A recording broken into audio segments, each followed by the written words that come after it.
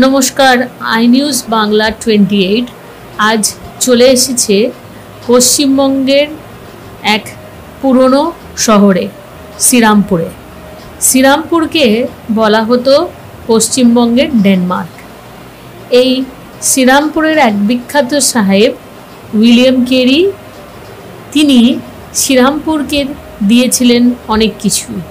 তার মধ্যে আছে শিক্ষা আর প্রিন্টিং আর সমাজ সংস্কারক।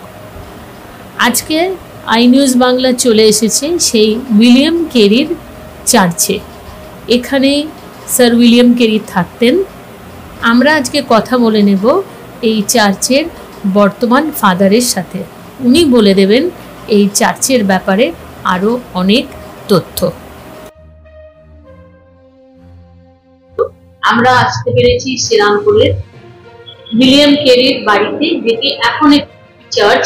এই বাড়িটির সম্বন্ধে বা চার্চের সম্বন্ধে আমাদের সঙ্গে রয়েছেন ফাদার একটু বলে দেবেন। স্যার, ফাদার প্রথমে আপনাকে একটু ইন্ট্রোডিউস করুন। আমি হচ্ছে রৌনক সামুয়েল। এই চার্চের আমি ফাদার। গত 2019 সাল থেকে আমি চার্চে আছি। আমার আন্ডারে 3টে চার্চ আছে। একটা হলো এই চার্চটাকে মিশন চার্চ বলা হয়, এখন শ্রীরামপুর জননগর ব্যাপটিস্ট চার্চ নামে এটা খ্যাত, সিএনআই এর আন্ডারে। আর একটা সেন্ট ওলাফ চার্চ, ওটাও সিএনআই। আর একটা জননগর চার্চ, একটু দূরে আছে ওই চার্চটা। এই প্রত্যেকটা চার্চই, 3টে চার্চই ঐতিহাসিক চার্চ, হিস্টোরিক্যাল চার্চ। এইটা উইলিয়াম কেরি তৈরি করেছিলেন 1800 খ্রিস্টাব্দে, ওইটা 1807 খ্রিস্টাব্দে সেন্ট ওলাফ চার্চ। আর ওইটা আমি ঠিক বুঝতে পারবো না, কিন্তু ওটাও এর কাছাকাছি আর একটা যে চার্চ আছে। আচ্ছা স্যার, শুনেছি উইলিয়াম কেরি এখানেই থাকতেন। এখানেই থাকতেন। ওনার এটা রেসিডেন্স ছিল। পরবর্তীতে সেই রেসিডেন্সটি চার্চে পরিণত হয়। এবং এখানে যারা যে সমস্ত খ্রিস্টান ছিলেন তাদের মাঝেই উনি ওই ধর্মটা প্রচার করেছিলেন। প্রথম যাকে তিনি ব্যাপটিজম দিয়েছিলেন তিনি কৃষ্ণচন্দ্র পাল। ওইখানে যে বাইরে যেটা ক্রস লাগানো আছে দেখছেন, ওইখানটাই বাপ্তিস্ম হয়েছিল গঙ্গাতে। আর সেই জন্যই ওই জায়গাটা ওই ক্রস দিয়ে ওটাকে একটা চিহ্ন করে রাখা হয়েছে। এখানে ব্যাপটিজম দিয়েছিলেন। আচ্ছা, তিনি হলেন কৃষ্ণচন্দ্র পাল। আচ্ছা আচ্ছা স্যার, উইলিয়াম কেরি এসেছিলেন ওনার আগে যে আর দুই সাহেব, তো আমরা ওনার আগে ঠিক নয়, মানে ওই কাছে সমসাময়িক আর কি। এইখানটাই ওনারা মানে মার্সম্যানের ওয়ার্ড, এখানে ওনার থেকেও 2-1 দিন আগে এসেছিলেন। উনি যখন শুনলেন, উনি মালদায় ছিলেন, মালদার একটা জায়গায় উনি ছিলেন। সেইখানে থেকে উনি যখন শুনলেন যে ওরা চলে এসছেন, তখন উনি নৌকায় করে এখানে চলে এসে তারপর তো উনি তার আগে ইয়েতে ছিলেন, ওই কি বলে সুন্দরবন ওই সমস্ত অঞ্চলে ছিলেন, যেখানে ওনার সন্তান মারা যায় ম্যালেরিয়াতে। কারণ সেই সময় তো এরকম ওষুধ টষুধ ছিল না। আর ওখানে জঙ্গলের ভিতরে ওনারা কাজ করতেন, খ্রিস্টান বাণী ওনারা প্রচার করতেন। আর ওই সমস্ত করতে গিয়ে ওনার ছেলে মারা যায়। উনি নিজেই তাকে বেরিয়াল দিয়েছিলেন, কবর দিয়েছিলেন। যাই হোক, তারপর উনি এখানে চলে আসেন।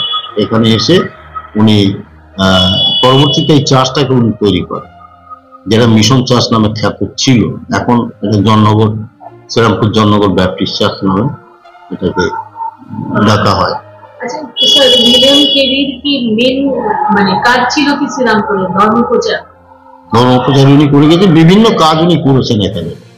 শিক্ষা, ধর্মপ্রচার না, তার ভিতরে শিক্ষার যে কিভাবে শিক্ষার উন্নতি করতে হবে সেই সমস্ত চিন্তা ওনার মাথায় ছিল।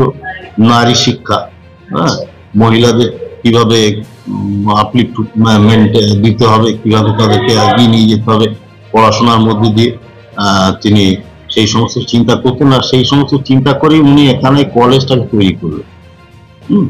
কলেজটা তৈরি করলেন। সেই সময় উনি ওই ফোর্ট উইলিয়ামে ওখানে পড়াতে যেতেন। আর তখনকার দিনে উনি 1000 টাকা করে ওখান থেকে পেতেন।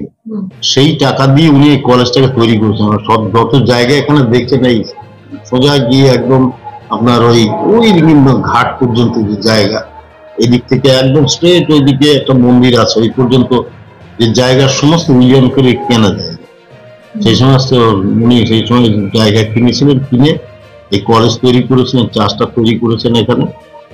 হ্যাঁ, ধন্যবাদ ফাদার স্যামুয়েল।